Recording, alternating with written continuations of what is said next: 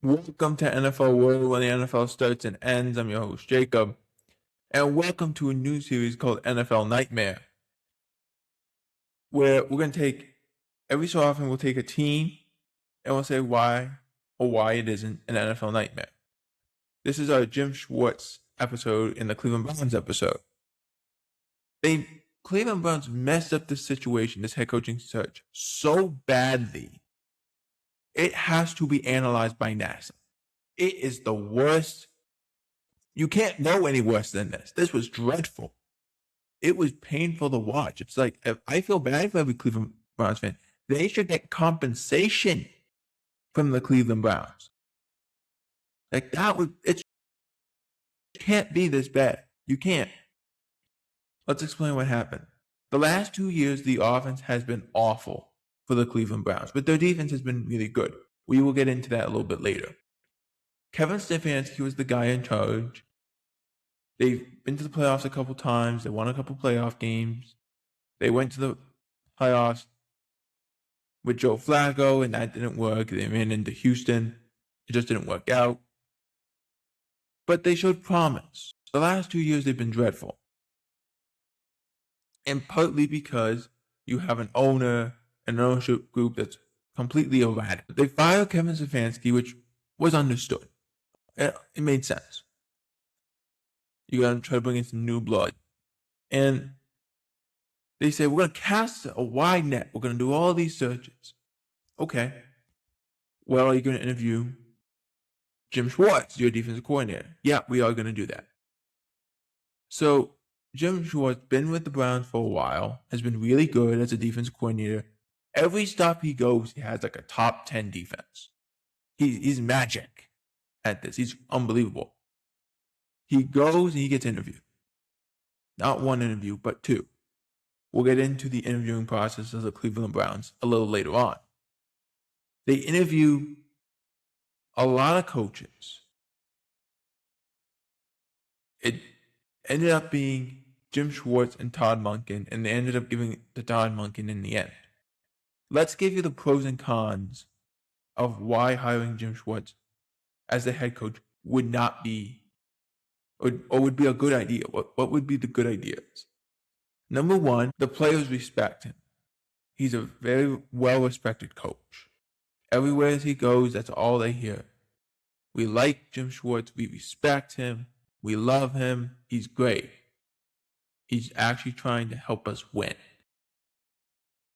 Number two, he just comes off a great year where one of his guys, Myles Garrett, has a career year and breaks the all-time sack record. He was a part of that. You have to give him credit. Obviously, you give all the credit in the world to Myles Garrett, but you have to give it to Jim Schwartz too. Number three, he's the players that you can see they play for him. You see it, the way they react to him, which goes back to the respect thing and the love thing that we mentioned in the first quote. He's also been in Cleveland for a very long time. We'll get into that. We're not talking about this current run. We're talking about years prior to this. He's also a pure football guy. Pure football guy. He only cares about football. He doesn't care about the media. He's not going to care about the ownership. He's not going to do anything, which perfectly fits what the Browns would want to do. He's also been a head coach before. Yes, it ended horribly. We will get into that in the con section.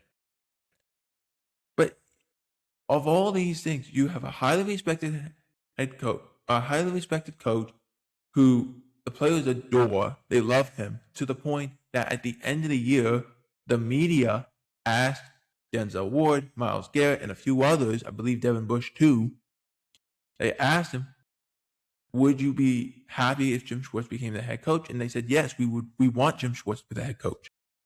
And the players put all the backing they had behind Jim Schwartz. They want Jim Schwartz. Then they go to Todd Monken, and then you start seeing people posting on their Instagram, Snapchat, and everything like that, of those memes of the guy sitting on a on a bench and he's like hanging his head because he's so tired and he's just done with everything. That's what Myles Garrett did. The cons of Jim Schwartz. This is the cons of Jim Schwartz. Number one, not a team builder. He's not a team builder. He's a defensive coach. He hasn't really needed to do that. So you're entrusting your general manager, who I'm still surprised has a job. Number two, this is the second thing. He hasn't been a head coach in a very long time. You have to go back to when he was a head coach of the Detroit Lions, and that team was dreadful. That was the second one. So it's a very long time. Number three, he's an older coach, which just goes against the NFL norm. A lot of these guys are trying to get younger coaches who have the ability to have a long tenure as that head coach. That's why they go in that direction. Jim Schwartz is on the other side of that. He's an older guy. Todd Monken's also an older guy. But Jim Schwartz is an older guy. Another con is he was an assistant. He was with the Browns for a long time before him.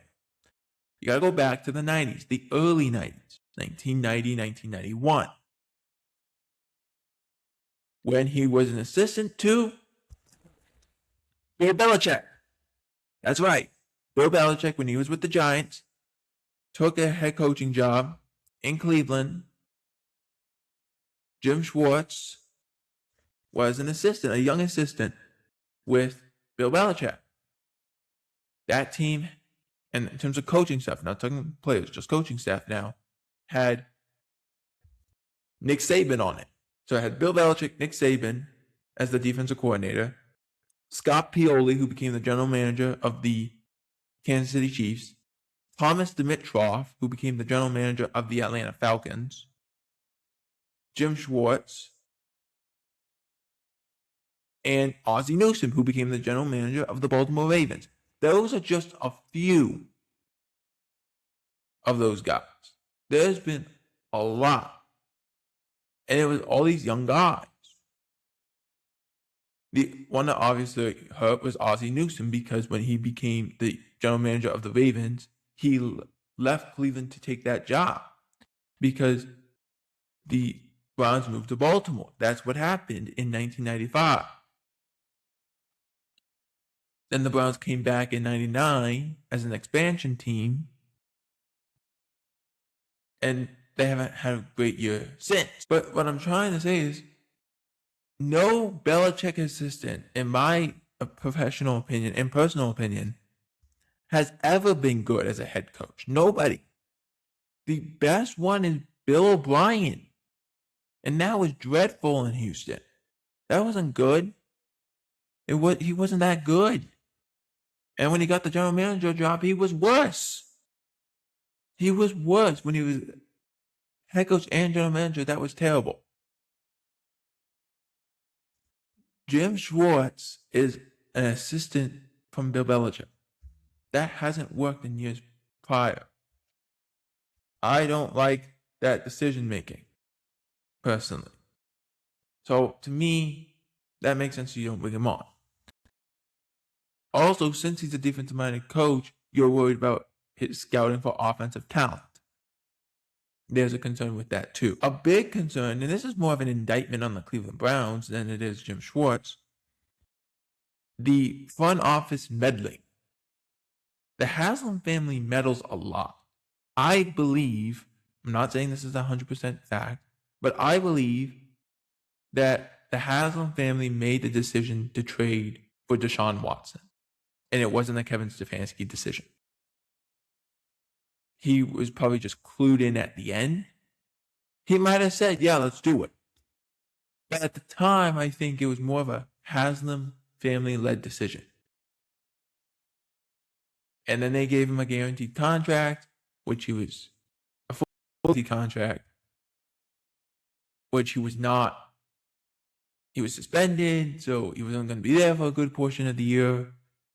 And then he wasn't very good, and he hasn't been that good. He's been injured a lot. He hasn't been that good when he's on the field. Then you go and you draft 2 quarterbacks last year, which obviously Shooter Sanders and Kevin Stefanski didn't get along. So how would that work if Jim Schwartz was the head coach? That would be a big concern. But what this comes down to me is how badly the Browns butchered this search. And it goes down to one name. Paul DePodesta. Who? Paul DePodesta. Do you remember the movie Moneyball, which the Oakland Athletics? Paul DePodesta, that movie was about him in a way. Brad Pitt was in that movie. Jonah Hill was in that movie. Jonah Hill's character was Paul DePodesta. DePodesta got hired by the Browns 10 years ago. Now he's no longer with the team. He has been there for a couple years. But since he's been there and since he left, his analytics has still remained. He came up with this idea of doing, for coaching searches and player searches, cognitive testing. Analytics behind it. Homework assignments, essays, all that. That's what the Browns did for searching this head coach.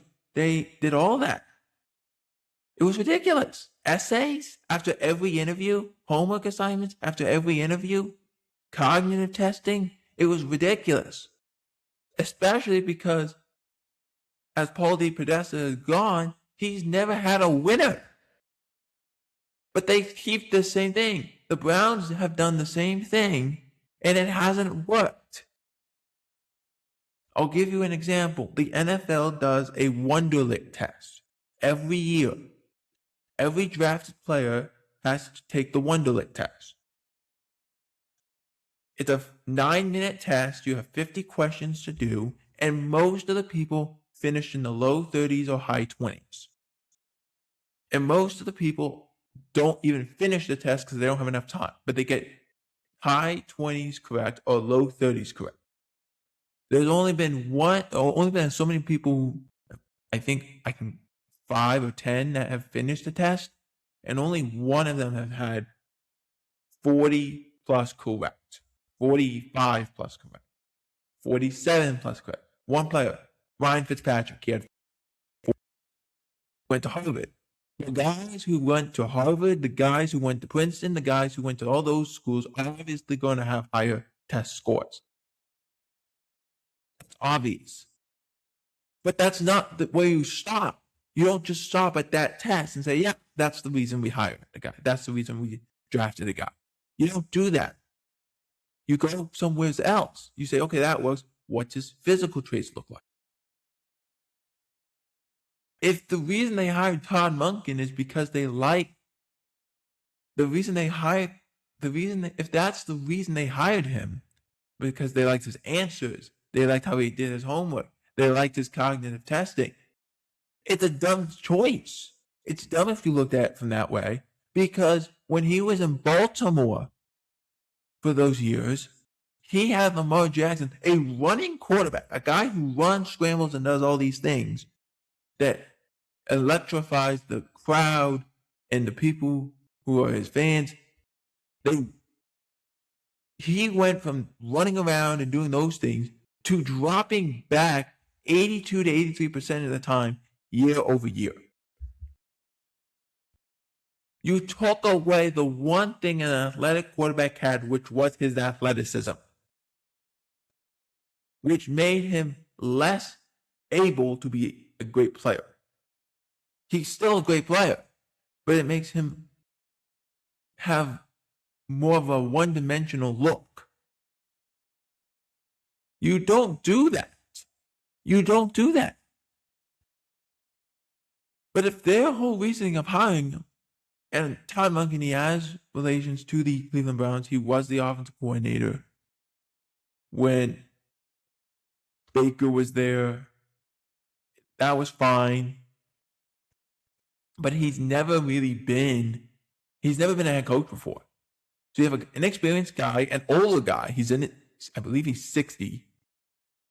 He's never been a head coach at the pro level. Older guy. The roster's not as good. And on top of all this going on, oh yeah, the only logical thing that makes sense is they thought, and it doesn't even make any sense, but it's the only thing I can come up with, which is they thought if they interviewed him, Jim Schwartz, they would be able to convince him, okay, we're not going to give you the job, but you can be our defensive coordinator still. And it didn't work because Jim Schwartz said, nope. He said, I'm not coming back. He told his players goodbye, I'm not coming back. And he resigned. He's not going to coach in 2026. So now you have to look for a defensive coach, a defensive coordinator, which a lot of those jobs have been already filled because you took way too long to do your coaching search. It was bad from the start. It was bad to the finish. And now you have a very short period of time before you get to the combine. You have to figure this out. You have to figure this out because at some point you have to go and be like, please do something. Please do something. Please do something. Please do something. Because what are they going to do? What are they going to do? You mishandled this situation so badly. This is my last thing before we go. Before we figure out if this is a nightmare or not. If they wanted him to be the defensive coordinator still, why would they interview him for the head coaching job? Or better yet, if they had interviewed him for the head coaching job, why not only interview him one time? Why twice? Why also so many people pulled out of the pool? They got out of there. They said, no, I'm withdrawing my name. I'm out. I'm done. They said, no, I'm out. They got out of there to the point it was just Jim Schwartz and Todd Monken. Why did you make that choice? It doesn't make any sense to me. It was bad all the way around. Why interview him at all? And if you were, why are you going to interview him twice? Doesn't make sense. If you can tell, it's obvious. This is truly an NFL nightmare. For NFL World, I'm Jacob Pugh. Out.